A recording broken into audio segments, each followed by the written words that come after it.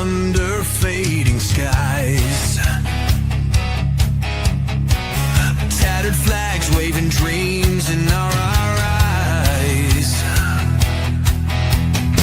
The crowds roar like a storm on the wind. We're the underdogs fighting again.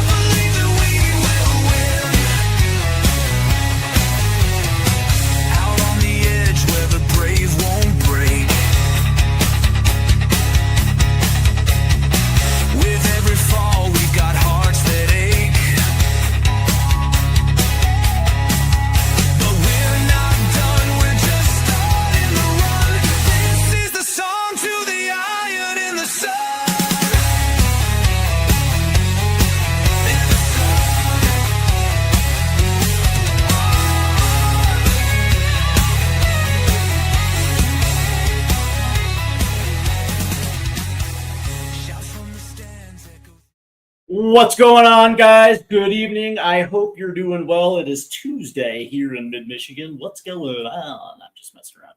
Yep, it is another edition of Stateside Footy. And, of course, for those that were paying attention today, the semifinals kicked off in the World Cup today as Spain did their business today, dispatching France 2-0. So it is on to the finals for Spain. I'm sure there's really no surprise. And I guess congratulations to Spain. Now, granted, I had France moving on, but that being said, there could have been some, questionable calls in this one. But what are you going to do, right? Spain handled their business, man. So congratulations. They will wait the winner of tomorrow's Argentina versus England. And so come Sunday, we probably should have an England versus Spain final, which is going to be absolutely fantastic. All right, that's great. All right, so tonight we are going to talk a little bit about the new cycle, and congratulations, we are in the new cycle. And of course, the first order of business is to find out exactly who the coach is going to be. Whether that is going to be Mauricio Pochettino for another 4 years, whether that is going to be another foreign coach, or whether the federation is going to turn to a domestic coach. And from that stage, we will get a little bit, a little bit more clear idea of just exactly the direction in which that coach wants to go, the player profiles in which the coach is looking for. So from that standpoint, I would do a, prediction of the 2030 World Cup roster, but I think that's kind of like a foolish thing to do, because we have absolutely no idea exactly how this cycle is going to play out. But more importantly, you guys have to understand exactly how cycles work. And it is not just based on a total 4 years. It is split into two halves, because mid-cycle we have a major tournament. And of course, that's going to be Copa America. But also we have the Olympics as well, too. And that's going to be a major tournament, a U23 tournament. And of course, the United States this time around, as opposed to the 2024 games, this group of youngsters that are projecting to be a part of that Olympic team is infinitely night and day better than what we saw just a few years ago in Paris. No disrespect to the Paris crew, but it is what it is. And of course, the U.S., I guess the Federation decided that Steve Cherundolo, formerly of LAFC, is going to take over the reins for that. I think I'm okay with Steve Cherundolo handling the Olympic duties, and of course, when you talk to those anti-MLSers, they'll try to convince you that this is like the first stage of Steve Cherundolo taking over the senior national team, and it's complete hogwash. It's complete BS. understand that, Steve Cherundolo doesn't necessarily have the resume, to take that job, not on top of the fact that he's, been out of coaching for a year. And when you take that long of a layoff, you're probably going to take yourself out of the running for some gigs. But that being said, the U23s, me personally, I think he's going to be decent enough to handle that job. Before we get into this one, please do me a favor and make sure you hit that like and subscribe button, and also hit the notification bell. Also share these videos as well too. And if you guys are tuning in on TikTok Live, first and foremost, welcome. I hope you guys are doing well tonight. The link is in the description for you guys to head over to YouTube and show the channel some love. All right, let's go ahead and get into it. And again, like I highlighted at the top of the show tonight, that the new cycle is not just in context of what we will see in 2030. We have a lead-in to 2028. And of course, in 2028, I'm saying this like 3 times fast, and all of a sudden Beetlejuice is going to pop out of my screen. 2028, we have 2 major tournaments. And of course, it begins with LA 2028. And that, of course, is the Summer Olympics. And of course, the soccer tournament, the U23s are going to be a big part of that. And especially for the development of this cycle, 2028 will play a massive, and I mean a absolute massive role in that 2030 World Cup roster, because conceivably speaking, those that I guess you can say rise to the next level and show their, and I guess you can say show their worth, probably will in some way, shape, or form play a role in the 2030 squad. Just, and again, a lot of this is going to depend on the coach, right? If it's Mauricio Pochettino, is he going to go back to a base back 4 with 2 wingers? Is he going to continue with the, I guess you can say, the back 5? Or is this going to be a domestic coach that is probably going to roll with wingers? And so, we have no idea exactly how this thing is going to shape up. But nonetheless, I think there's a few things that we have to kind of get, kind of lay down, and we have to kind of understand that. Number one, there are going to be names that were a part of this last cycle that played a prominent role at the World Cup that will play a prominent role in the beginning of this cycle. And I understand that U.S. men's national team fans are still kind of in their feelings because of that, because of the Belgium game. A lot of those players simply just had a bad game. What are you going to do, right? It's a part of the process, and it sucks. It just is what it is. But that being said, most of these guys are in their primes, and most of them will probably still be in their primes. Yes, there is going to be players that are going to age out. But that being said, for the first 2 years of this cycle, chances are pretty good you're going to see a lot of the same names. And the good news is that there are built-in mechanisms within the first 2 that are going to allow young domestic players to be able to ingratiate themselves into the senior national team, get their first caps ahead of the 2028 Olympics, because they're probably going to feature prominently in those Olympics. But that being said, there are ways where whoever the coach is going to be, they're going to be able to ingratiate themselves into the national team. And from that standpoint, you're going to get a good look exactly how this thing is, how this pecking order is going to look. So let's go ahead and begin with striker, because, why wouldn't we start there? And of course, the 3 names that jump right out, Flo Balogun, and of course, Flo currently with Monaco. There are links to Juventus. And it wouldn't surprise me if Balogun ended up in Juventus. And of course, Juventus did the exact same thing last year with Jonathan David, coming off a stellar year in the French Ligue 1. Didn't exactly have the greatest campaign with Juventus. But that being said, Juventus is always going to be that team that is going to look for that next. And of course, Ricardo Pepi. And say what you will. The proposed move to Fulham is off. He's going to be back with PSV in the Eredivisie, a team that, that's probably, I hate to say it, that's kind of probably his level.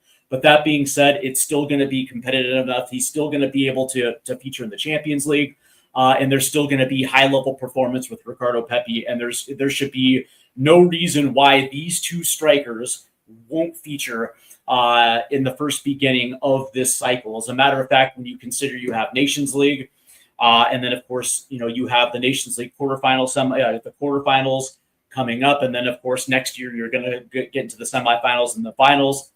And from that standpoint, in between Camp Cupcake in December, and then, of course, Gold Cup 2026, Gold Cup 2027, there's going to be, a lot of mileage for these two guys to still carry this striker group. And, of course, then you have Haji Wright.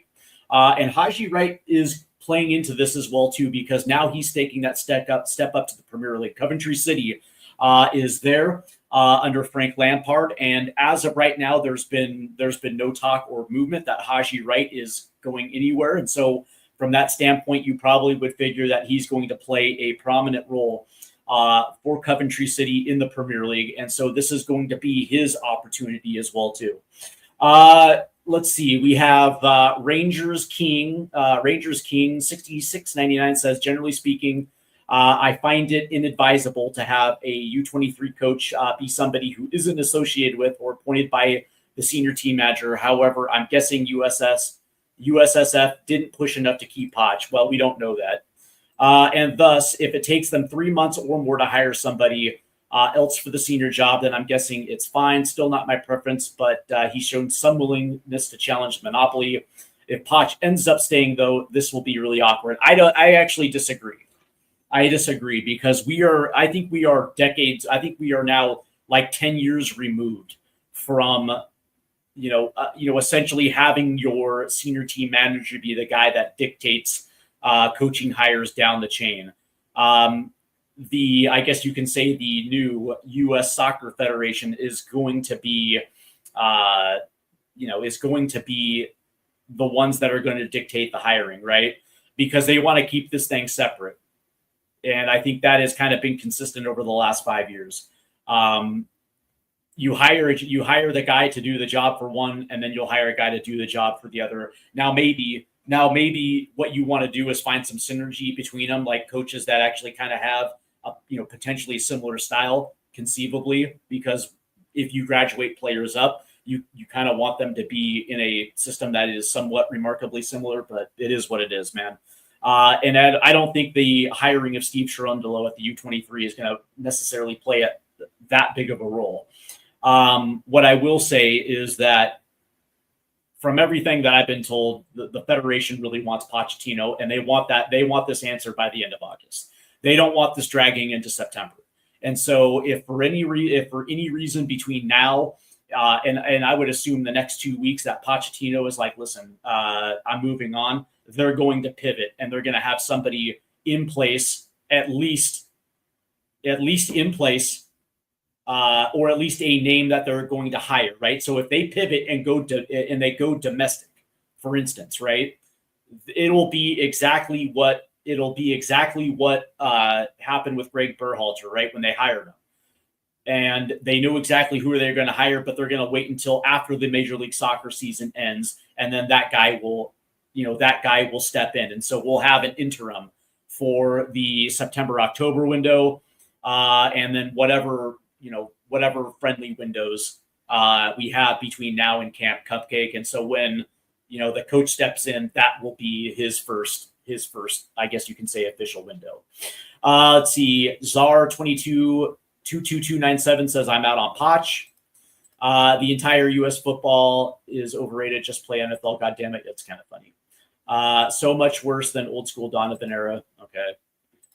This is the reason why you don't mix football with entertainment. Total rubbish. Okay. Let's see. Steve thought he was going to be that guy at Hanover 96. Yeah, exactly. All right. Continuing on with the strikers. And because I mentioned Camp Cupcake, it is returning in January. That is that's where you're going to see the domestic guys again. The Brian Whites, Josh Sargent, now that he's back in MLS, but this is also an opportunity for Julian Hall to get called in to get himself ingratiated within the striker group within the U.S. men's national team. This is an opportunity. It is essentially a low risk environment. You're not playing teams that are essentially going to be competitive, and you're on the field for the first time in the red, white, and blue. And I think this would be again a perfect opportunity to get him in camp.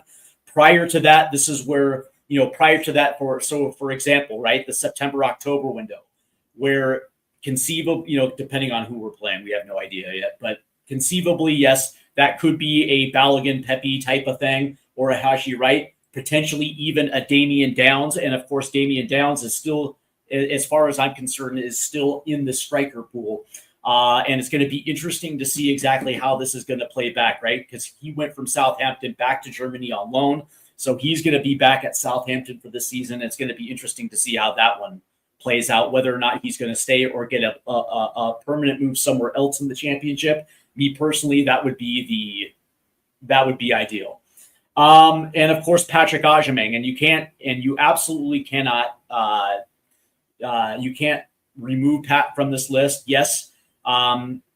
There is the injury that he was dealing with, and of course he's going to be out for some time. But that being said, conceivably by the second half of the season, he probably should be back. And so this is going to be something where we're talking about Patrick potentially for Gold Cup 2027, which again, that would be a pretty good tournament for him to come back to. But again, the way that I look at this is to start this cycle, you are going to be you're going to see the names that we saw at the World Cup. Your Balogun, your Pepe, your Haji Wright, potentially your Damian Downs. And then as we get closer, as we get to a December window like Cap Cupcake, that's when you're going to see your domestic guys. You're going to see your Sargents, you're going to see your Julian Halls, and if there is a striker that you have at the major league, your Brian Whites or whatever the case may be, then of course you're going to be those are the guys that you're probably going to want to bring in. But that being said, that is your striker. I guess you can say your depth chart at the moment. There's really not a lot of change to it. There is going to be some movement as far as some of the European-based names, because again, Damian Downs is going to have to figure out what's going on with his club situation, and of course Patrick Agyemang is going to be coming back off the injury. But once he's back off the injury, and by the way, and if Mauricio Pochettino does come back, Patrick Agyemang is going to play a massive role within this national team. And it just is what it is. Why are people acting like Steve is bad coach? He has experience coaching youth teams, did way better than Berhalter in Major League Soccer. Yeah, but he didn't have the runway in Major League Soccer. Yeah, he won a MLS Cup, but he also did it with a team that it was kind of hard, man. It was kind of hard not to do it. LOL, no, I said Pepe, give me Hall. Yeah, no, I know what you said, man. And I don't have a problem. By the way, I don't have a problem with Cherundolo coaching the U23s. I really don't. It's going to be an interesting balance between getting some of these young guys into the senior national team, getting them caps. And of course, you're going to have two very big opportunities at the end of 2026 and in 2027 to actually give them a little bit of runway, while at the same time still allowing them to play at that age level and get themselves ready for LA 2028. And I think that's going to be a very interesting balance between senior national coach and Steve Cherundolo. Let's see. He said he wants to coach the U.S. team. Yeah, well, now he's coaching the U.S. team. Pat was never in this list. Yeah, he was. Let's see. Big Steve, great. What's going on, Derma? Great World Cup so far, but France going out. So an England versus Spain final, or can Messi do it again? We're going to find out. Me personally, I think England's just the better team. Let's see. I wouldn't watch the Gold Cup if our strikers were Sargent, Big Pat, and Brian White. Well, then don't watch the Gold Cup, man. Did Sebastian Berhalter get his move to the championship? Not yet. Not yet. All right, let's talk about center attackers. because this one's kind of interesting, right? And of course, I don't have Weston McKennie or Christian Pulisic listed as a center attacker. I got them at their traditional positions. But that being said, I think a lot of people would assume that if Christian is a part of the 2030 World Cup cycle or the 2030 World Cup team, that he's probably going to be listed there. That's a good chance that there's a good chance that could happen. But Malik Tillman, for obvious reasons, as of right now, is probably going to be that guy.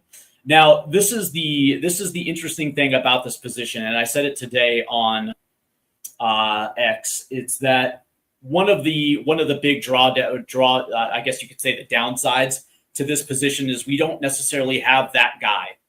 We don't necessarily have that guy that has technical abilities coming out of his ass. Some guy that can pull the string. We have nice players, but that is to our detriment. That's just something we don't necessarily possess. One of the things that I do like about Malik Tillman is the fact that he was actually brought up in a European setting, European academy, and where he actually was taught technical ability at a very young age, and so that is still developing.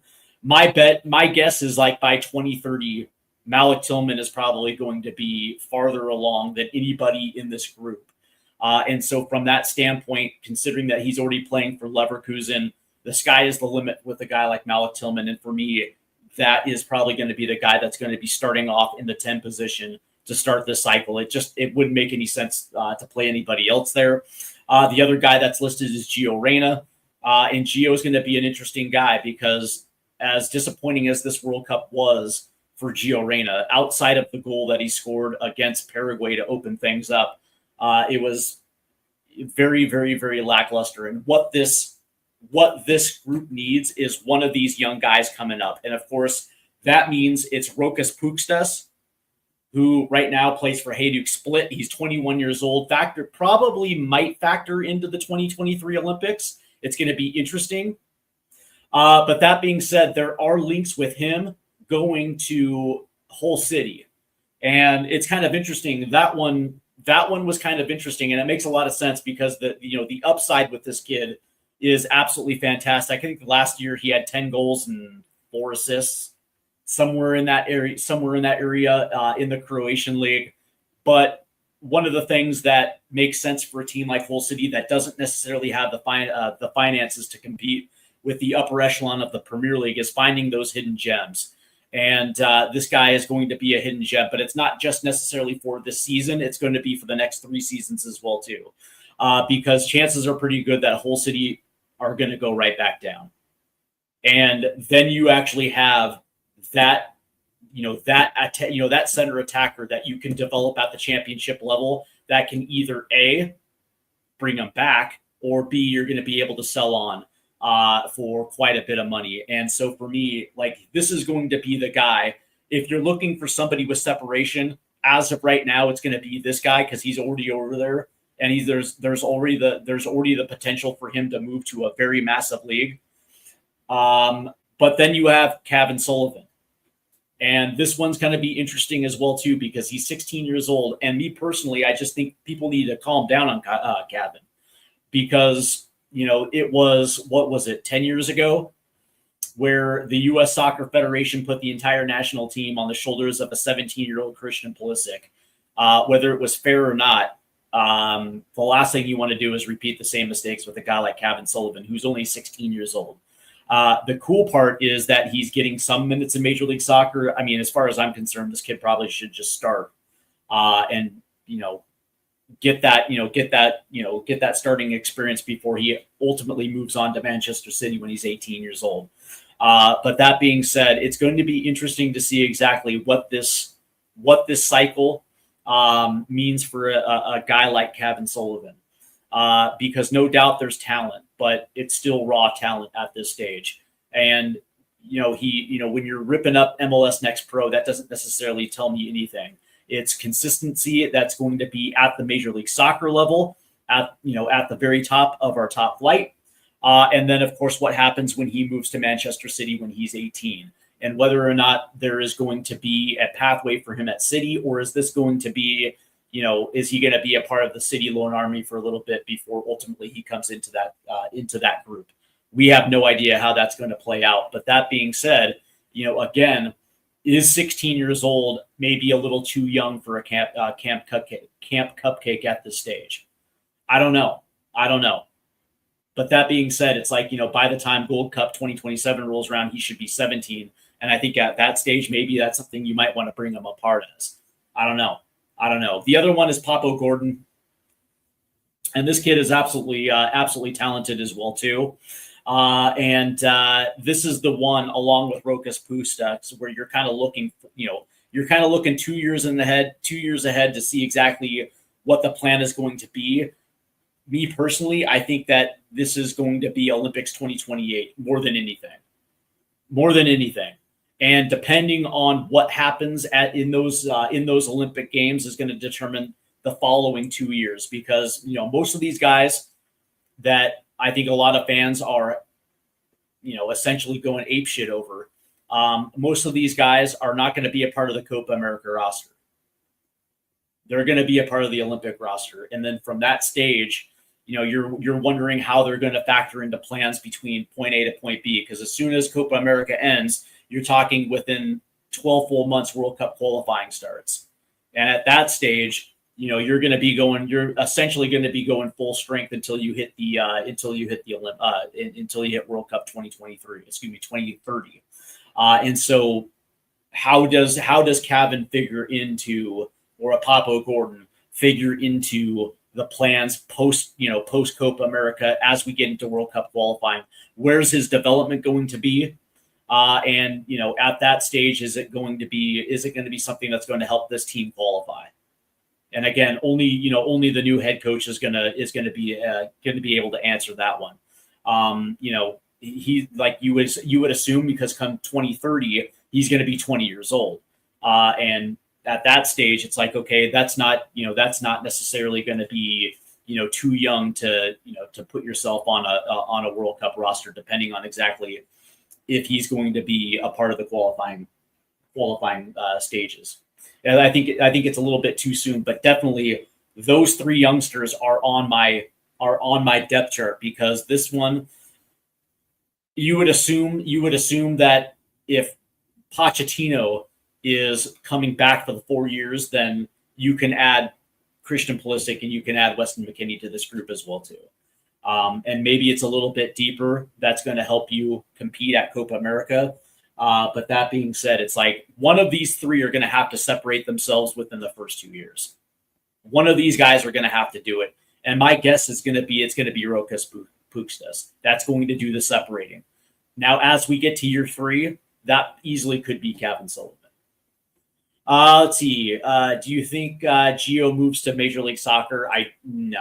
He's still under contract with Borussia Mönchengladbach. I think that this season he's going to compete again for minutes and playing time. But if this season ends up like last season, he's probably going to look for another move in Germany. And he's only 23, man. He's only 23. He's still young. I find it very hard to believe that a 23-year-old is going to bail on Europe before he's exhausted all his options. Let's see. Just a question. What are your view on the red card? In my opinion, it felt sorry for the player. Very harsh red. But did all before your game put more on you, love? Oh, it was a little harsh, but that being said, maybe that refereeing crew, maybe that game might have been a little bit too big for them. That's just my opinion. You're going to have to be able to show some flex in a World Cup semifinal. You can't necessarily be too rigid. Cavan will probably play in the Olympics. I don't see him being on the Copa America squad, given how many players are ahead of him right now. Exactly. All right, let's turn to the left wingers. And this one's interesting because Christian Pulisic leads, as far as I'm concerned, leads this one. And just because there's nobody that is on that level that would, that you would conceivably look at and say, okay, yeah, maybe this is going to push Christian. Christian is going to have carte blanche for the next 4 years, and like people don't like it. And by the way, Derma says like and share. I appreciate that, Derma. You're just going to have to deal with it, right? Because he's going to be what, 31 in 2030. And if Christian handles his business the next 3.5 years leading into World Cup qualifying, who's going to leave him off? Who's going to lead him off? Right? This isn't Landon Donovan in 2014 and that catastrophic decision that Jurgen Klinsmann made back then to leave him off. Like, that's not going to happen. Christian still is going to be the face of the national team, and especially in these first 2 years, heading into Copa America 2028, he's probably going to prominently feature in it. Now, the interesting thing is, I don't think he'll be a part of the September-October window. I really don't. I actually can see Christian sitting that one out. But if there is a window in November, that's probably when we'll see Christian for the first time. And I probably would assume, because that's probably what Nations League quarterfinals. So yeah, I would probably assume that's probably where we're going to see him. But I got Diego Luna behind him, and Diego is going to play a role in this one. And considering his 2025, and I've been public by saying Diego had a strong 2025 for the national team, and even though he got left off, it was the right decision. But considering he's 22, and there's a good chance he's going to end up in Europe within the next 4 years. There's going to be a team that's going to scoop him up on the cheap, and at that stage, the sky is the limit. But I got Diego still within the fold, and it makes a lot of sense because Diego's familiar with the national team, and I would assume that regardless of whether it's Mauricio Pochettino or domestic hire, they're not just going to leave, Diego, hanging. You're not going to do that to the kid. I also have Matthias Albert, and this young kid is absolutely fantastic. And if there is anybody that's going to push their way forward at this position, and this is a position that lacks depth, Kevin Paredes also can factor into this as well too. And it's going to be interesting to see exactly what happens with Paredes. He came back healthy at the end of last year, but because the last time we saw Paredes essentially healthy and playing at a high level was the Olympics in 24, and it's been just a bunch of, I guess you can say, BS and injuries that has really hampered his last couple of years. And I think towards the end of the year he came back. He was even playing in a left back position as well too. But for the most part, he is a left winger. But before I actually put a guy like Paredes back into the depth chart, he's going to have to at least have a season healthy. And at that stage, we'll come back and we'll circle back to it. And I also have Paxton Aronson on this depth chart as well too. Now Paxton's kind of is going to be interesting to see. Paxton made the move back to Major League Soccer after the year before, where I thought he had a career year at AZ Alkmaar on loan from Eintracht Frankfurt. But he made the decision to come back to Major League Soccer, thinking that would be a good move to get himself into discussion for the World Cup. It didn't happen. But that being said, he is somebody who has caps and somebody that can facilitate a need for this national team. And I do think that this is going to be a camp cupcake in December, and then of course Gold Cup in the summer of 2027. As far as like Nations League, probably not. But that being said, it's not like his days with the national team are over. From the right wing position, obviously the three names that were a part of the World Cup. Let's see. Average Joe said Luna needs to go to Europe ASAP. If he doesn't leave, he will stagnate. Potentially. potentially. Even if he moves to Liga MX, I'd be happy. If he moved south of the border, I think I'd be happy with that too. Yeah, look out for Albert to play in Dortmund's friendlies coming up 100%. And that's the thing. It's like, again, we talk about separation in the next 4 years. You know, Matthias Albert is one of those guys that can easily separate himself and move his way up to like 2 and potentially push Christian. It's going to be interesting to see as well too. And again, it all depends on the formation that we play. If Mauricio Pochettino comes back and he's going to stick with that back 5, and we're not playing with traditional wingers, then what does that mean for some of these guys, right? It's a very interesting question. It's a very, very interesting question. From the right wing side, obviously Tim Weah, and that's where I have him on this one. And again, it's going to be interesting to see, because I can easily see a scenario where a domestic coach gets hired, whether that is BJ Callahan, whether that's Brian Schmetzer, who runs with traditional wingers, and they call Tim Weah back in to I guess you can say, reclaim his spot in which he held prior to Mauricio Pochettino. He was playing on the right side under Greg Berhalter, featured at the 2022 World Cup as a right winger, scored a goal as a right winger, even though that he plays right wing back for Marseille. For the national team, that's probably where you're going to play him. That's where he gives you the most value. Brendan Aronson, again, at this position. And I know fans don't like to hear that, but again, you're talking about a guy that has played in 2 World Cups, plays on the right side as a starter for Leeds in the Premier League. And again, still young enough where he's potentially could be a part of the 2030 squad, depending on what he does at the club game as well, too. Alejandro Zendejas, again, and you kind of have to keep him in this rotation as well too, because again, he plays at a high level for Club America, essentially the best team in Mexico, and from that standpoint, you would probably assume that he's going to play some role within these next 4 years. Now, do I think that he's going to make it to 2030? No, because he's already 28 years old, and I think there's going to be a shelf life. But for the first 2 years. In the run into Copa America, yeah, I can see a guy like Zendejas getting a couple call-ins, depending on injury or depending on form.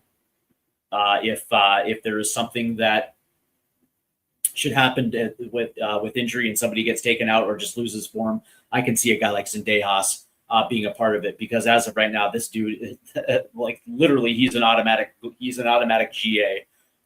For Club America. Now, here's the other ones that I kind of like, and I think they're going to play prominently. Xavier Gozo for Real Salt Lake, and the reason why he's going to play a prominent role is because he's going to make a move to Europe, and I would probably assume that's going to happen within the next calendar year. There is multiple clubs in Europe that are looking at him, and Real Salt Lake is the type of team that is not going to stand in a young player's way, especially if a team comes in for him. And that also plays into Diego Luna as well too. They're not going to stop either of those guys from leaving. I know there is this. I guess you can say a conspiracy that Major League Soccer is going to try to keep their domestic-based U.S. men's national team players.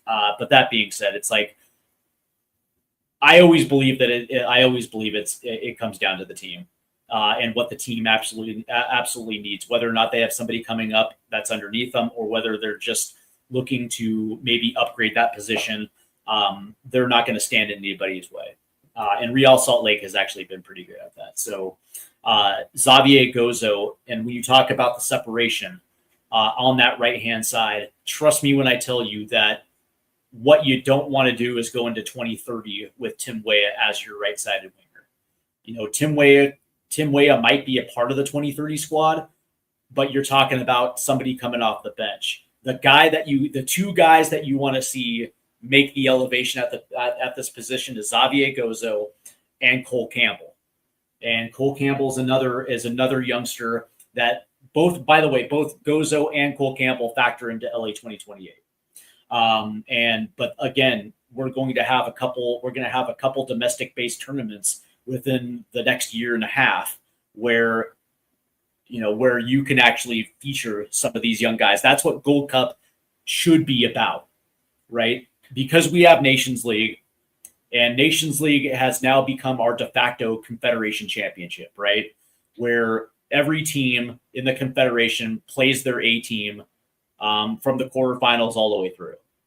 And what Gold Cup has ended up becoming is like a B-side tournament. Last year, Mexico played their first team because they looked at it as an opportunity because it was realistically, without World Cup qualifying, it was really like the last major tournament where they could, gain some continuity as a team. Understandable. The U.S. didn't do that. But in non-competition years, the Gold Cup should be featuring the guys that you believe are going to play prominent roles in 2030. So you have Gold Cup 2027 and then Gold Cup 2029.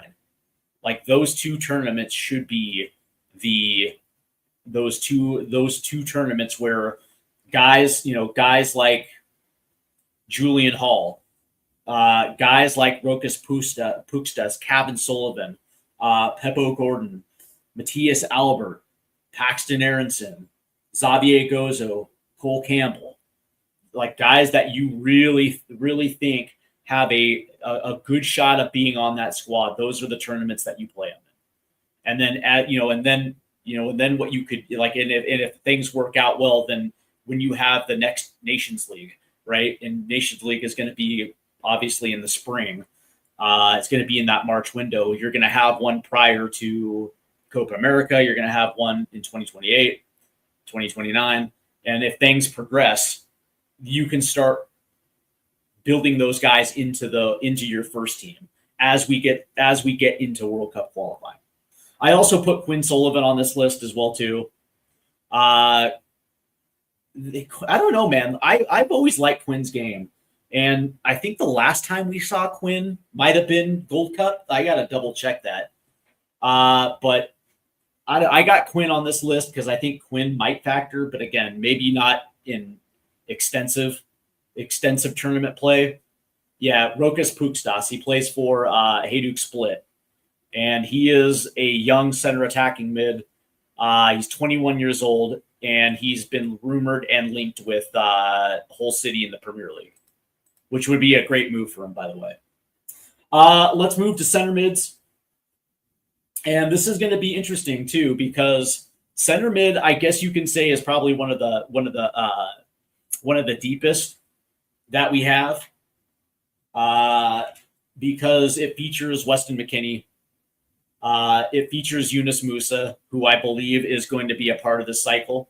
And I got to be honest with you, now that I've had time to digest this thing, I think it was kind of harsh what Pochettino did with Yunus Musa, because, his chick gave birth to his daughter, and he decided to stay home to be with his newborn baby daughter instead of going to Gold Cup, and it cost him a spot. And maybe Yunus didn't factor into him because maybe, he had better options, or maybe he didn't know exactly where to play Yunus. But, the fact that he made that decision, and then of course the loan move to Atalanta didn't help him. And, from that standpoint, yeah, it might have been a little much. But what I will say is that he comes back off a loan to AC Milan, and it looks like Ruben Amorim is going to give him some run out. And the sorry about that. Give me 1 second. All right, there you go. There's no need for that, Chris. Anyway, it looks like Ruben Amorim is going to give him some run. And I like that. Because, I think, especially for a guy like Ruben Amorim and the player profiles that he's looking for, it seems like Yunus Musa might be able to carve out a role back at AC Milan. So maybe all's not lost for his club career. But that being said, if He goes to preseason, it doesn't work out. The loan move this year has got to be a lot better, man. The loan move has to be a lot better than it did. And if that means that it's not in Spain, that it's in the Netherlands, then do it. Because a guy like Yunus Musa in the Netherlands would absolutely kill. And that is going to be something that is going to restart and reignite his career. And I'm with you, Average Joe. The Musa redemption arc is something that I'm looking forward to as well, too. Sebastian Berhalter is on this list. Whether you guys like it or not, Sebastian Berhalter is on this list. And it's going to be hard to justify removing a young center mid who just competed for this team in a World Cup. And I would probably assume that Sebastian Berhalter within the next year is going to get a move across the pond as well, too. There is teams in the championship that are looking at him. And I also heard today there is also 2 teams in the Eredivisie that are looking at him as well, too. Either move to either league would be a very good first jump for a guy like Berhalter getting into Europe. And me personally, I think that would be a good first jump that'll allow him to test himself right off the bat. But that being said, I look at Sebastian Berhalter as being that, when you talk about the Musa redemption arc, it's also the potential Sebastian Berhalter, shit-eating grin arc, where a lot of people just wanted to take an absolute giant shit on the kid. And I see quality in him, but I do agree with some of the Euro snobs out there where it's like, I kind of want to see what it looks like at a high level before I ultimately pass judgment on a guy like Sebastian Berhalter. He's got so many tools that I think translate to a higher level.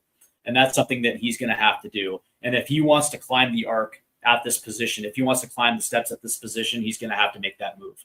Because one of the things that we have to do for 2030 is we have to limit our bench spots for MLS players. And this is no disrespect to MLS, but it's funny. Somebody pointed this out on X today. It's like the difference between Spain and the United States. It's like, look at what's coming off of Spain's bench and then look at what's coming off of the US's bench.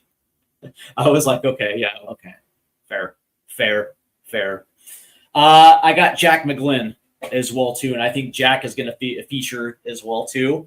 Jack did make the move to Houston for big money. And Jack also has a set of skills that translate to the international level. Now, the question that I have for everybody out there is what role is Jack McGlynn gonna play? There are going to be windows where Jack will get called in, and probably some big windows as well too. Probably for some big friendlies, maybe even Nations League as well too. I can possibly see something like that. I can definitely see him in Camp Cupcake. That seems like a no-brainer. And Gold Cup, that also seems like a no-brainer as well too. But I don't know, man. Jack McGlynn's got that. I don't know. I like his game. I just look at Jack McGlynn and I see a baller there. But there are definitely better. And the better is Ben Cremaschi, who is in Italy, playing for Parma, and Gianluca Busio. And by the way, Gianluca Busio is the guy. For me, that dude is the guy. Playing for Venezia, he's now in Serie A because they got promoted. And for 2 years ago, they got promoted, and that was when Tanner Tessman was also at Venezia. He makes the move to Lyon. Busio stays. They get relegated last year in Serie B. He was arguably their best player. Led them to a promotion. Now he's back in Serie A. And if he has a good season in an otherwise, I guess you could say, a relegation campaign, if he's like their best player in a relegation campaign, then he moves. And he gets that move to a higher league. Whether that's the French Ligue 1 or whether that is the Bundesliga, whatever the case may be, this is going to be a guy that you guys have to watch over not only the next 2 years, but also the 4 years running into 2030, because Gianluca Busio is a legit baller. And that dude, not only is he technically gifted, but he's also a guy who can score goals. He could score goals as a box to box. It's insane how good he is. Gianluca Busio to me is actually one of my favorite players in Europe right now. The dude just does so much, so much. Yeah, for sure. Let's see. Let's see. Jaden the man. I like McGlynn's game too. He needs to move to La Liga so he gets the respect he deserves. Me personally, I think he already has the respect he deserves, but I don't disagree with you. He should move to La Liga. That would be fantastic. But that being said, though, that big money move to Houston, I wonder if that kind of prices him out, because you understand how this goes, though, Jaden, right? These leagues are coming into the United States looking for cheap labor, and if Houston is like, we want $8 million for him, that might turn some teams off when they otherwise might only want to pay $5 million for him. All of these guys can benefit moving from the EFL Championship. It's a step up from Major League Soccer. I agree with that. All right, let's turn to the CDMs. Defensive midfielders, and of course the names that you would automatically find here: Tyler Adams, and again, Tyler is probably going to be your starting CDM for the next 2 years. Let's just say it. Let's just say what it really is. It's going to be interesting because Johnny should be the guy in 2030. By 2030, Johnny Cardoso should be that guy, and everything suggests that he will. And of course, Johnny had the surgery right before the World Cup, about a month before the World Cup. But that being said, it's going to be interesting to see exactly when he comes back this season for Atleti. But without a doubt, that should be the guy who's starting in that position come 2030. And there is a way that you can transition off of Tyler Adams. Tanner Tessman is also going to be somebody who should feature prominently over these next 4 years in multiple windows, in big windows, also in Copa America 2028. All three of these guys probably should be on that roster. Aiden Morris is also a name that's going to feature prominently. The interesting thing about Aiden, though, is that I get the impression that Aiden Morris is the only way Aiden Morris is going to step up is if Middlesbrough gets promoted. That's the feeling I get. Now, I could be wrong. I could easily be wrong. But Middlesbrough also just lost Hayden Hackney. And I said it last year that Hayden Hackney got all the attention, but the engine in Middlesbrough's midfield was Aiden Morris. The interesting thing, though, is that there's only going to be so many years that Aiden Morris can play in the championship where he's going to have to figure out a way out of Middlesbrough. If they haven't got promoted by Copa America 2028, that's going to be a problem, because Tanner Tessman's playing at a higher level, Johnny's playing in La Liga, Tyler's still playing at Bournemouth, and they're going into European competition this year. So it's going to be interesting, man. It's going to be interesting to see how that plays out. But then you have the young kid, man, Audrey Mabedi, playing for the Red Bulls.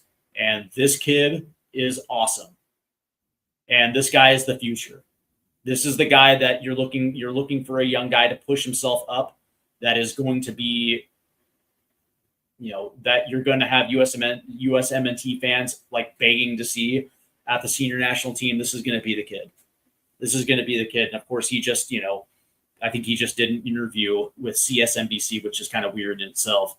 But, he's saying that he patterns his play after Sergio Busquets, which is great for the fans to hear. But that's going to be the guy. If you're looking for somebody to break into that top three, that's going to be the kid.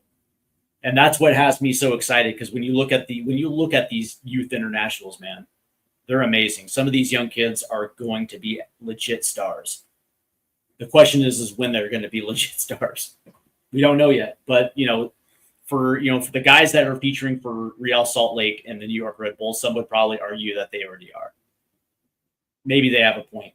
Pedro Soma is on this list, and then Nathan Chumba is also on this list as well. Two very young guys that most definitely will feature in LA 2028. that's the interesting thing. It's like when you look at that Olympic team, man, there's a lot of depth on that team. That's got me excited. That soccer tournament in 2028, that Olympic team, that actually just might be one of the best Olympic teams we ever field. That's gonna be nice. Let's turn to the left backs because this is also something that I like as well too. Jedi for the next 2 years, 100% will be the starting left back. The guy who can give him the immediate competition is probably John Tolkien. Holstein Kiel. Now, he also had an injury, a cruciate injury. So the time frame on his return, you're probably looking somewhere around November, December before he gets back.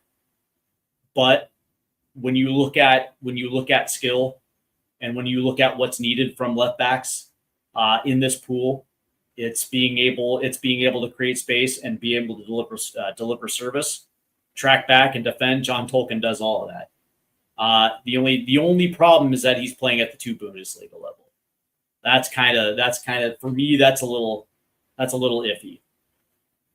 I don't know if you guys know about the 2nd Bundesliga. It's not the top flight.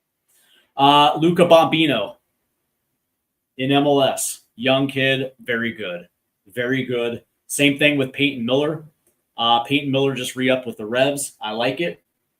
You also have Marlon Fossey, who plays for Standard Liège. And I like, me personally, though, I like Marlon Fossey, and I've always liked Marlon Fossey. He did get a couple looks in the fall of 2024 and early 2025. But, when Jedi was out, that was the opening for guys like Christopher Lund, for guys like Marlon Fossey, and it was Max Arfson. That was the guy that, the guy that got the attention of Mauricio Pochettino. So I don't know what that says long term, but Marlon Fossey to me, he plays well, man. He plays really well, and maybe he's actually at the level that he's at, which is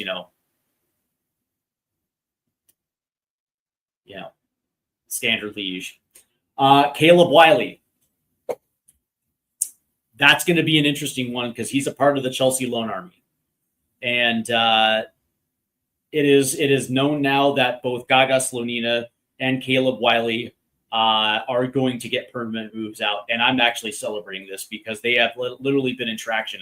Being a part of that Chelsea loan army is disastrous for some players because Chelsea just, for their prospects that I guess you can say that they rate higher, they will actually get the right loan moves for these players. But for the ones that are a little bit down on the pecking order, it's kind of last come, last serve type of situation. And both Caleb Wiley and Slonina really just haven't been done right in that Chelsea loan army. So I'm happy that these guys are getting moved out. And so it's kind of a wait and see approach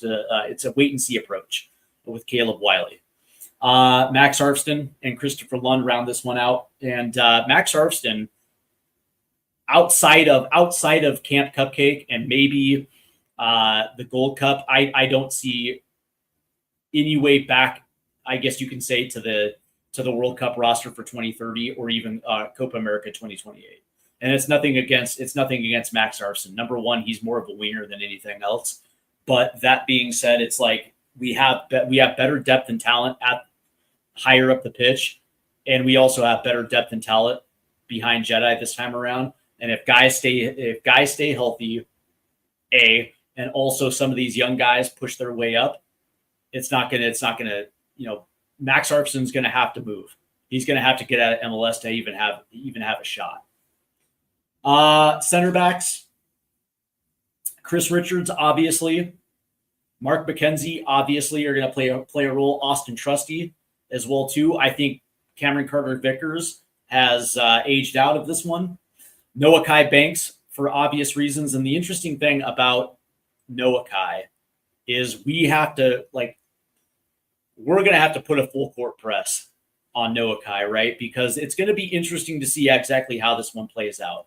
Because obviously, born a U.S. citizen, but grew up in Germany. And now that Jurgen Klopp is taken over for Germany, this one is going to be interesting to see how it plays out. I know a lot of content creators here have him slotted in 2030. I'm not going to do that yet. I have him listed on my depth chart, but it's about as fluid as it gets because you kind of get the impression that he's waiting to see what Germany does first. And if that doesn't work out, then it feels like we're going to be, second chance saloon for him. But that being said, it's like I got him there because why wouldn't you? Youngsters, Christopher Cupps and Neil Pearce, Josh Winder as well too. Josh Winder's already over there, and it's going to be interesting to see exactly what happens with Winder. Matai Akambeni, and then of course George Campbell, who again is already over in England. And it looks at what's going to end up looking like for 2030 is it's going to end up looking. And we're not going to see it necessarily for Copa America 2028. Like I'm not going to sit here and say that like within the next 2 years we're going to uncover some hidden gems, or maybe a young guy is going to make his way through. You're talking 2028 to 2030, where there's going to be a potential to see one or two of these young guys progress that might sneak his way into the senior national team for World Cup qualifying, and who knows exactly how that's going to play out. But I would probably assume that the four guys that I potentially could see is Alex Freeman continuing at this position with Chris Richards, Mark McKenzie, and Austin Trusty for Copa America. And then maybe the dynamic changes after Copa America, because you're thinking like maybe guys like Cupps, Pierce are more like LA 2028, and who knows exactly how that thing is going to progress. But if Noah Kai Banks commits, if that happens, then the whole trajectory of the center back pool kind of flips on its head, because now you actually have somebody that you can actually have a center back pairing with Chris Richards. In a back four, it's going to be Austin Trusty, but in a back three, yeah, Chris Richards actually is going to have a legit center back partner. And Mark McKenzie is going to end up being that rotational guy. Not a bad rotational guy to have, by the way.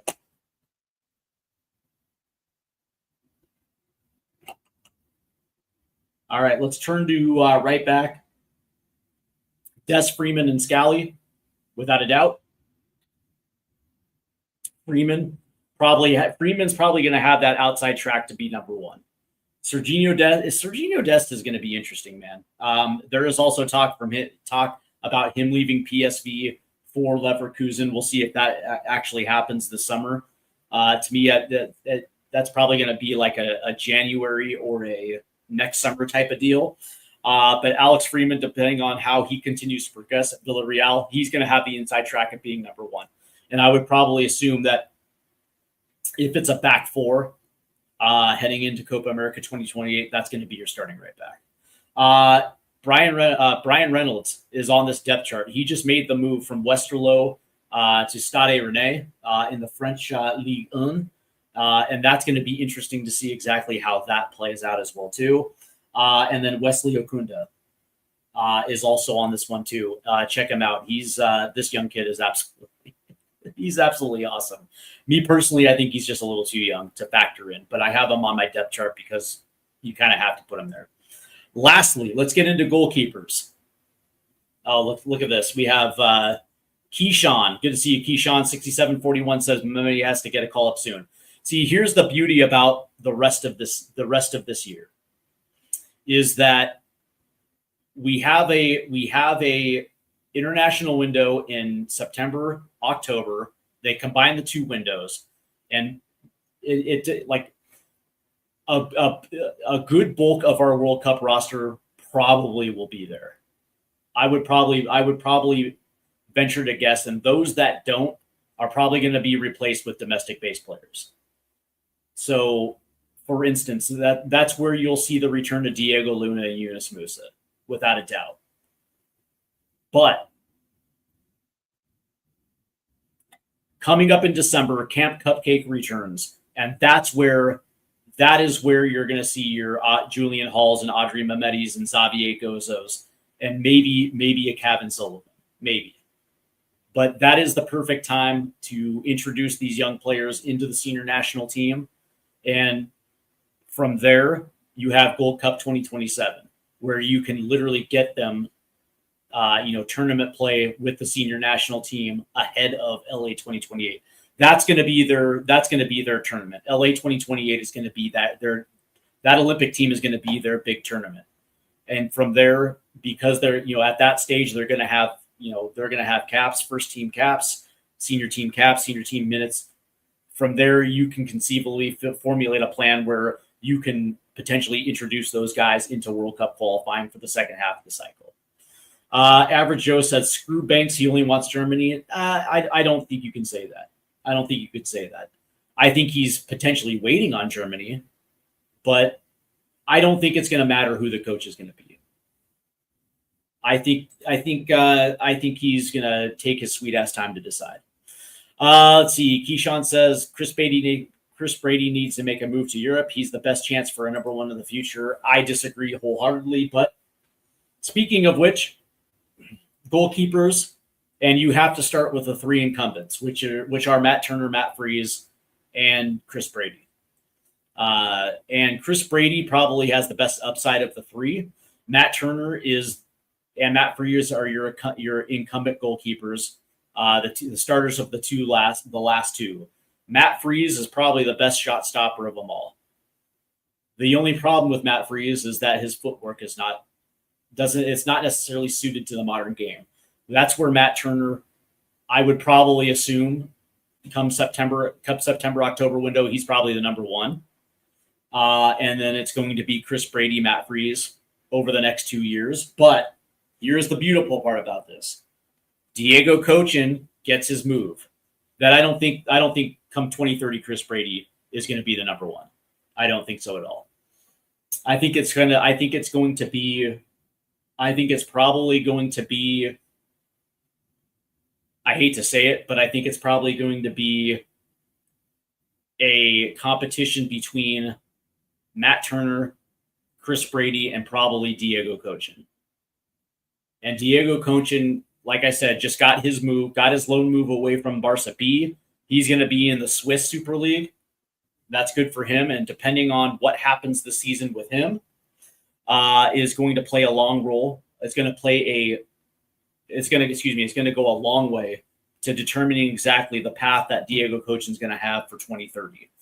My guess is that he is going to have a fantastic season, and that's going to get parlayed. Now, I don't think he's going to end up as Barca's number one, but could I see a team in a big league come in from 100%? And then from that stage, you're talking about a young keeper getting serious minutes with a serious team in a serious league, and that is going to separate him from pretty much everybody else in the pecking order.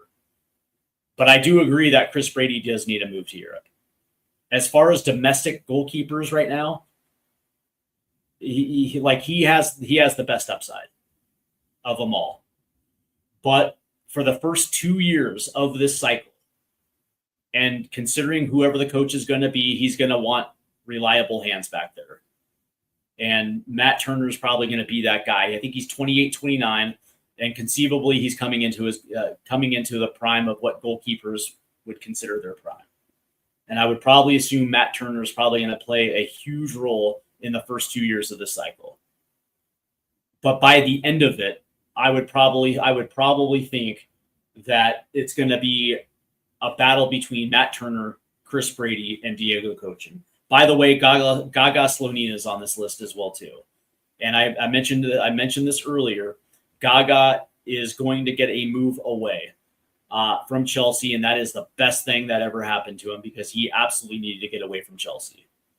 Now, depending on where he lands, and I said this today that if I'm the one that's talking in his ear, I'm looking to get him either into the Belgian Pro League, or I'm looking to get him to a mid-table Eredivisie team where he has an opportunity to compete for starting minutes, but also can get his career on track. And I would probably assume that at a team in Belgium or a team in Netherlands, he's probably going to end up getting a start. Let's see, Strasbourg. Yeah, that would be a good fit too. That would be a good fit. Julian Eyestone's on this list. And of course, he is the young Brentford product, although I don't think he's going to factor at all in this cycle. I think this is going to be continued development with the youth national team. And then Jonathan Klinsmann as well too. He's got to be listed, playing in Italy in the second division. Did have the injury though, so we'll see exactly how that plays out. But the way I look at it, the way I look at this goalkeeper, it's going to be goalkeeper situation. It's going to be split into halves here, and that in the run-in to Copa America 2028, I hate to use this word, but I do guarantee you that whoever the coach is going to want sure hands. And you have two incumbent keepers that played in the last two World Cups. And if it's Pochettino, chances are pretty good that you're looking at Chris Brady and Matt Freese. If it's somebody else, I would probably assume that Matt Turner is going to be at least a security blanket for the first 2 years. That's why I can't discount any of these three guys. But I did say, I do think that Chris Brady has the best upside of them all, but the European-based goalkeepers are going to be the ones that are going to have the inside track, because if Gaga Slonina and Diego Cochin kick off and do it well, Diego Cochin on his loan move and wherever Gaga lands, and he's able to resurrect that career, chances are pretty good both of those guys shoot straight up the depth chart, because you're going to give preferential treatment to the guys that are doing it at a higher level. And but here's what I will say, and it's different for goalkeepers in Major League Soccer. It really is. For outfield players, strikers, center attackers, wingers, is Major League Soccer the type of league that'll get you ready for a World Cup? No. Because you're going against inferior defenses. But for a keeper, it doesn't matter. And especially in Major League Soccer, where you're seeing a lot of shots. Like as long as you stay in form, Major League Soccer for a goalkeeper, it doesn't matter. It doesn't matter where you play, as long as you're a starter. Duran Free, we'll see. Good player, but we'll see.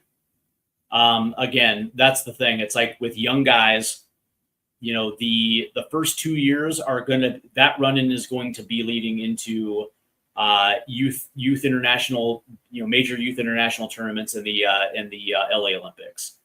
Like that is going to be the priority. There are ways that you can get young players into the senior national team to get their caps and get their minutes. But, the first 2 years for the senior national team is all about getting ready for Copa America 2028. And that is, and it depends, right? Because you could have one of these young guys that are in Major League Soccer that gets their first cap somewhere along the way and impresses, and you want to bring them back.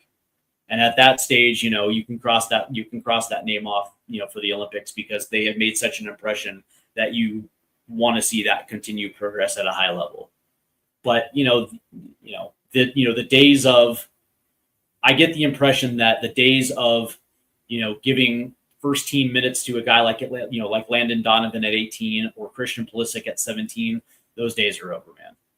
I don't think the federation is going to allow that.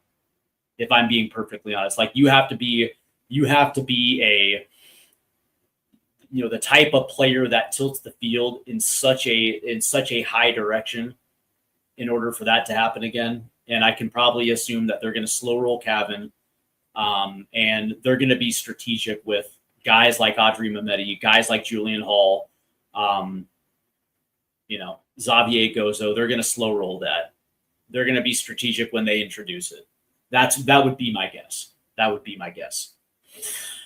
Let's see. I could see Footy starting at the Olympics and at least be in the squad for 2030. Coaching could as well. I can actually see coaching starting at the Olympics and also potentially starting at 2030 before during Footy. That's not to say that Footy's not a good player. All right, before I go, quickly, I will say that it would be my guess that we will get some sort of news about Mauricio Pochettino within the next 2 weeks.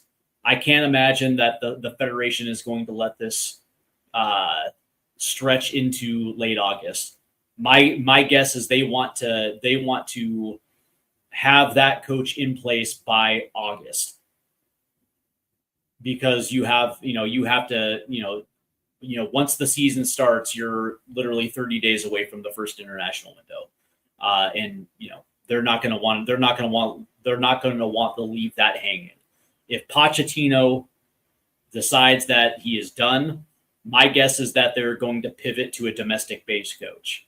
And if that's the case, there's only two names that make sense at this stage, and that's BJ Callahan in Nashville, for the obvious reasons. He was already an interim, and so from that standpoint, he knows the group, or at least a good portion of these guys, and he also knows the I guess you can say the politics of the U.S. Soccer Federation, and so from that standpoint, I think a lot of fans would like that name, BJ Callahan, because I guess he was successful-ish as an interim. And the other name is Brian Schmetzer in Seattle. And if you are going to a domestic coach, you might as well hire the guy that's won every single piece of trophy there is to win in the United States. And he's 65, so you're only hiring him for one cycle. But that being said, if they do pivot to a domestic coach, my guess is that those coaches are going to wait until after the MLS season. They're going to finish up because there's only 2.5 months left in the MLS season. And then come December after MLS Cup, then obviously they'll take the reins of the national team, which means you're going to be with an interim. Yeah, I could probably conceive Dolo as an interim. If that is the case, if they make that pivot to a domestic-based coach, I can see Dolo being the interim, because there's probably not going to be a lot as far as the U23s are concerned. And so if you need an interim for that window, that September, October window, then yeah, I guess I didn't hear that, but it wouldn't surprise me. All right, guys, that's going to do it for me. I want to thank everybody for tuning in, and please make sure you hit that like and subscribe button, and also hit the notification bell. That's going to do it for me. You guys have been awesome. And of course, if you guys are watching on TikTok live, do me a favor. The link is in the description. Hook a brother up. Do it. Take care, guys.